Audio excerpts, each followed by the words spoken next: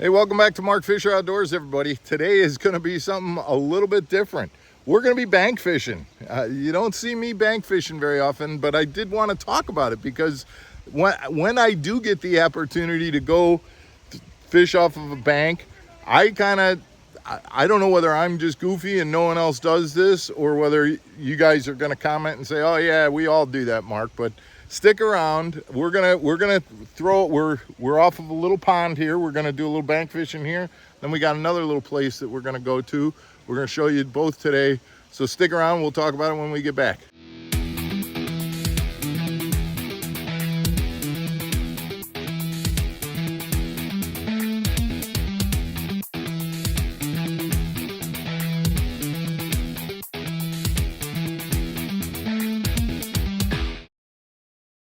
Welcome back to Mark Fisher Outdoors, everybody. I'm Mark Fisher. So like I said, I don't get to bank fish very often, and I don't have the opportunity to do it very often. But when I do, even if I only have maybe I'm at my mom's house or I'm here or something like this, we're out here on this pond and we've got the kids out here on a horseback riding trip, and I brought my rods and reels and I'm gonna take a couple of kids fishing and things like that. But so I'm not gonna have a whole lot of time to myself to fish.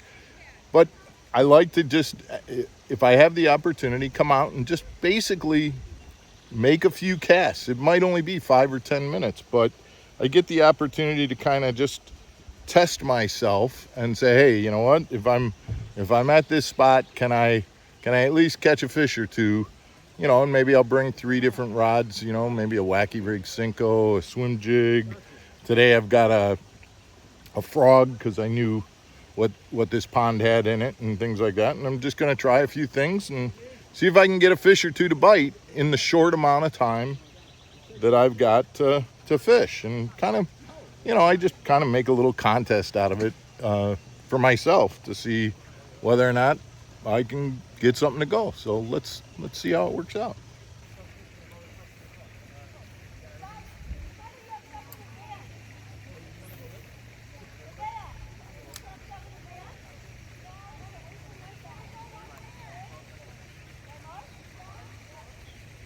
You guys get bait? Yeah. Okay.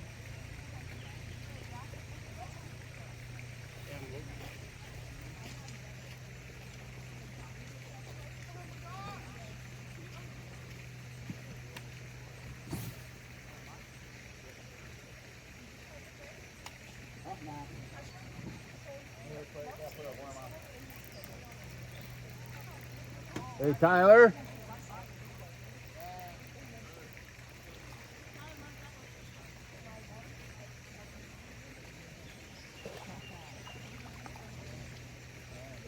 There's one. And a core tackle swim jig comes through on that one. Little one.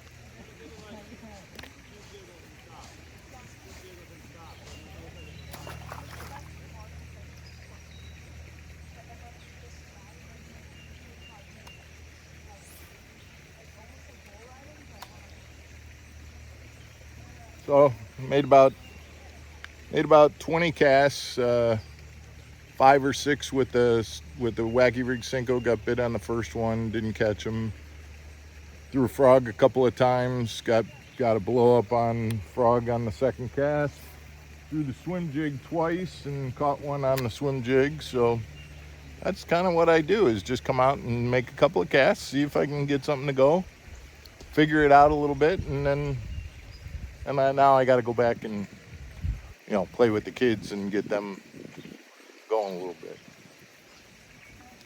One of the things about fishing from the bank, you gotta come with the supply of the right things, because when you're fishing off the bank, you don't have the ability to move the boat around to make a perfect cast, and you're gonna end up getting snagged on weeds or things like that in order to get the fish. I just had a fish break me off in the lily pads here. I just ended up, and so you can't bring a whole bunch of stuff, but I just brought a pocket full of, you know, a bag of hooks and some Senkos and some extra baits, just so that I stuffed them in my pocket, because you know, if you got the ability, you bring a tackle box with you and things like that. For me, I'm just literally, if I can bring 3 rods, I feel like I'm bringing a lot. So a lot of times it'll just be something simple like bring a frog and try catching them on a frog, or try catching them on a Senko until I lose it, and then I'm done.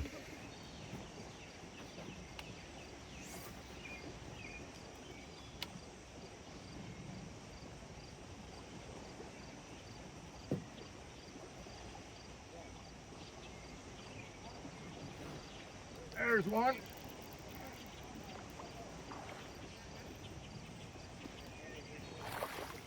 That's 2 little ones on the swim jig.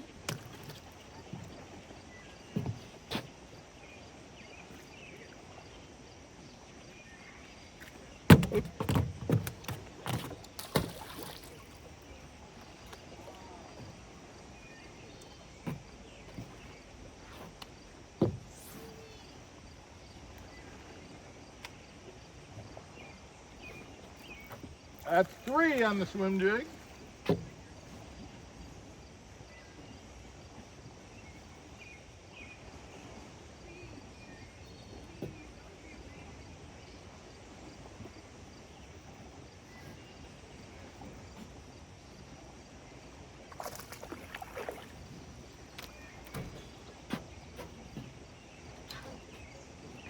I'm sorry, guys, but and I realize we're fishing in a pond and there's a ton of fish in here, but you make 3 casts with that core tackle swim jig in that bluegill color. That, what do they call that thing? Guilty pleasure. The bass just love that bait.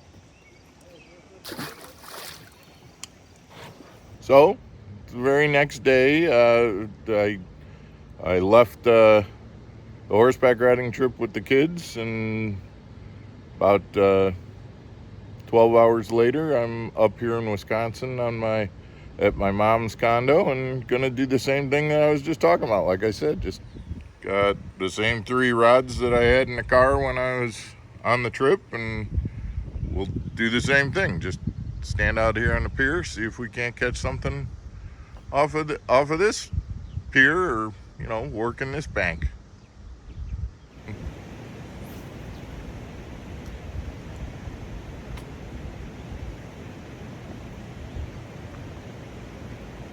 Bank fishing has its own particular set of challenges and obstacles. I mean, you're fishing from the bank, you got a tree over here.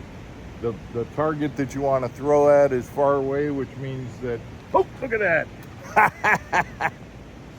Just letting that frog sit there while I was talking, and he came up and ate it. But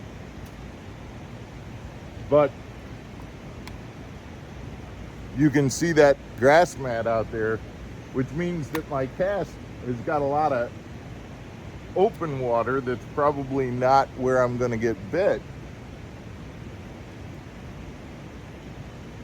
But that's kind of the fun of bank fishing too, is to kind of overcome those obstacles and still be able to catch a fish or 2.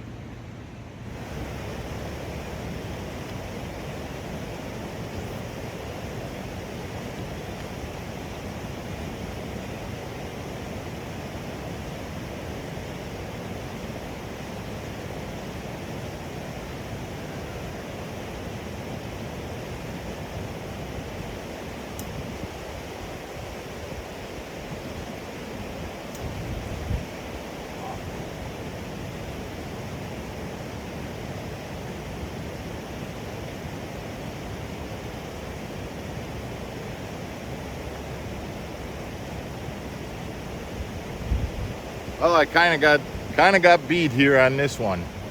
Did okay last night, but had a blow up on the frog over there, and had a bunch of them hit that swim jig.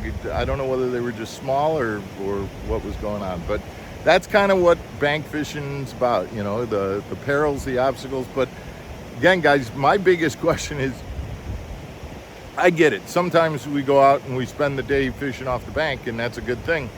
Other times it's just, hey, you get 15 minutes and you go out and do it. When I get that situation where I got 15 minutes, I kind of make a game of it. I'm so competitive. That's what I do. Curious as to what you guys do. Let me know. Hope you guys have a good day. Appreciate you tuning in. As always, if you haven't subscribed, hit that subscribe button. We'd love to share our content with you Monday through Friday. Thanks for tuning in, guys. We'll have another episode tomorrow. Take care, everybody.